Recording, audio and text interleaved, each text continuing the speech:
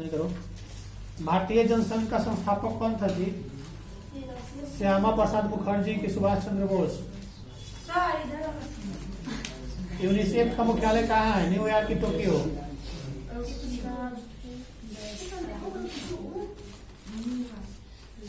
बदल दे रही है। श्रीलंका में जातीय संघर्ष में भारत सीधे सीधे कब शामिल हुआ था? 1987 में कि 88 में? गलत, 87 में। भारत और बांग्लादेश के बीच मुख्य मुद्दा क्या है? सीमा विवाद की जल विवाद? विश्व बैंक की स्थापना कब की गई? 1944 में कि 1950 में? अमेरिका पूरे विश्व राजनीति पर अपना प्रभुत्व कैसे रखता है? अपनी तकनीक के द्वारा कि अपने व्यापार के द्वारा?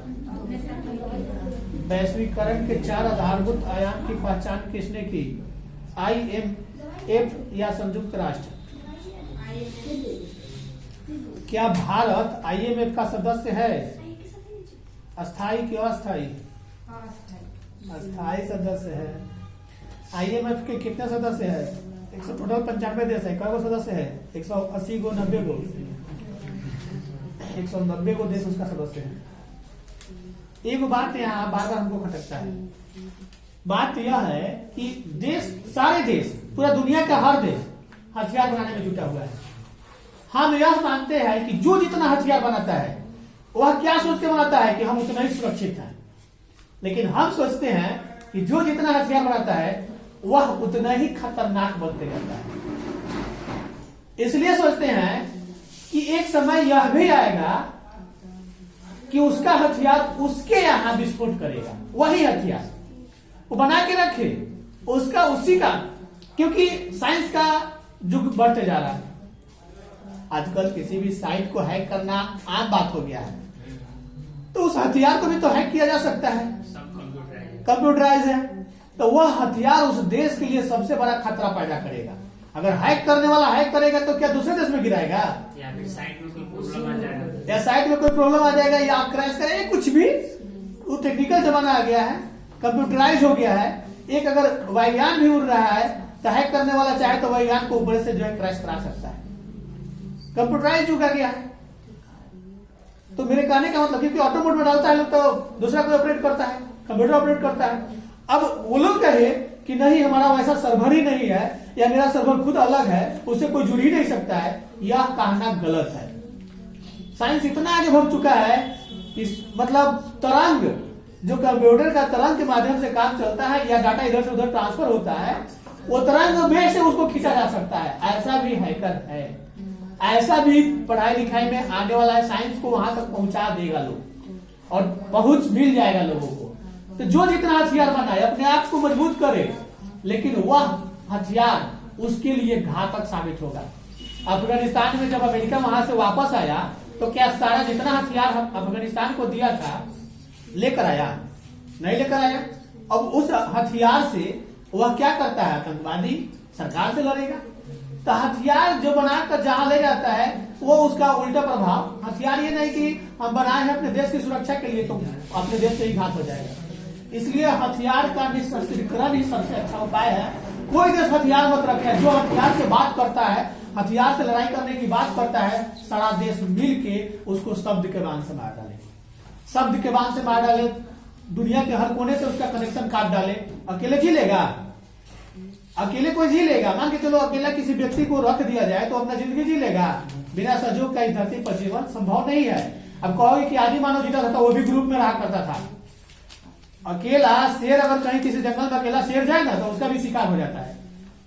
अगर 2-4 शेर रहता है तो बच जाता है, नहीं तो अकेला शेर अगर कोई जानवरों का झुंड जा रहा है, कोई अकेला शेर अटैक करता है ना, तो उसके लिए भी खतरा पैदा मारता है शेर, तो उसके लिए भी खतरा बन जाता है। तो कोई भी कंट्री ये ना सोचे कि हम हथियार बनाकर रखे हैं। तो हम यहाँ इस बात पर बोले हैं ना कि बताया गया था कि इसमें अमेरिका के पास बहुत मतलब हथियार के बल पर अमेरिका अपने आप को दुनिया का सबसे ताकतवर देश मानता है, और जिसके पास नहीं है हम मानते हैं कि जिसके पास नहीं है वो सबसे सुरक्षित है।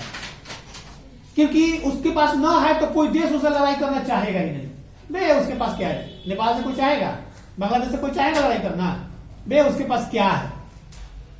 लड़ाई उसी से करता है जो ताकतवर होता है। मतलब लड़ाई अपने के बराबरी से लोग करने की कोशिश करता है। हाँ सर, अपने से कमजोर से। बराबरी का मतलब ये नहीं हुआ कि तुम्हारे पास 10 गो हथियार है तो मेरे पास भी 10 गो हथियार है। बराबरी जो आवाज- बराबरी का मतलब ये हुआ कि हमारे पास भी हथियार 10 गो, तुम्हारे पास में, हम कोशिश करेंगे कि तुमको कैसे कमजोर दिखा दे उसी हथियार के बल पर। अगर कम भी है तो अपने आप को बराबरी समझता है लोग, लेकिन जिसके पास कुछ नहीं है ना, हम समझते हैं कि सबसे बलशाली हुआ है, अपने जनता का सेवा अच्छा से कर पाएगा। सबसे बड़ी दस्तक बुलंदी है वहाँ पर लोग रोटी मीठी का रोटी खाना खा मानते हैं गरीब, जितना गरीबी की जिंदगी जितना सुखी का जिंदगी है ना, धनी वाली जिंदगी उतना सुखी का नहीं है। अगर मान लो कि तुम्हारे पास अगर पैसा नहीं है तो पैसे के लिए मर रहे हो, अगर तुम्हारे पास कहीं से पैसा आ जाए, बहुत ज्यादा पैसा आ जाए, अब वो पैसा रखने के टेंशन में मर जाओगे, कहाँ रखोगे? रात भर नींद नहीं आएगा, तुम्हारे पीछे कितना आदमी पड़ जाएगा चोरी करने के लिए, तुमको मार कर छीनने के लिए। तो मतलब जिसके पास ना है वो भूखे मर रहा है, जिसके पास है वो उसको छुपाने में मर रहा है, ऐसा है कि नहीं? देने पर लोग लेने के लिए तैयार नहीं हो रहे, लेकिन मार के लॉकडाउन में देखिए ना, नहर में कितना पैसा फेंका हुआ था। लॉकडाउन कर रहे हैं, नोटबंदी में नहर में कितना पैसा फेंका हुआ था, कोई उठाने वाला भी नहीं, पुलिस उठा के ले गया था। मतलब वो सब ब्लैक मनी था जिस कारण लोगों ने फेंक दिया, मतलब वो लोगों के लिए जीवन का काल बन गया था, जीवन के लिए काल बन गया था, क्योंकि आगे चलने वाला नहीं है। अब फिर उनके पास पकड़ाएगा तो उनके पास क्लेम हो जाएगा, उनके ऊपर क्लेम हो जाएगा, फंस जाएंगे। बैंक में जाओ ना, बैंक बोला था कि 1 लाख से 1.5 लाख से ज्यादा नहीं लेंगे कि 2 लाख से। 99% नोट वापस चला गया था आरबीआई बैंक में, और 99% जाने के बाद इतना लोगों के पास नोट कैसे कमी हो गया, कैसे कमी हो गया?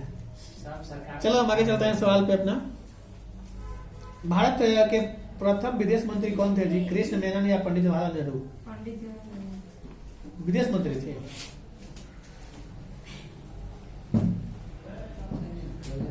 तो प्रधानमंत्री थे ना, तो इसका हो सकता है कि पद अपने पास रखे हो, लेकिन देखना होगा।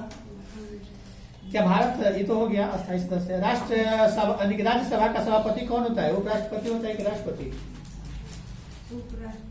उपराष्ट्रपति। प्रधानमंत्री को कौन नियुक्त करता है? राष्ट्रपति की लोकसभा अध्यक्ष? राष्ट्रपति के सामने शपथ लेते हैं।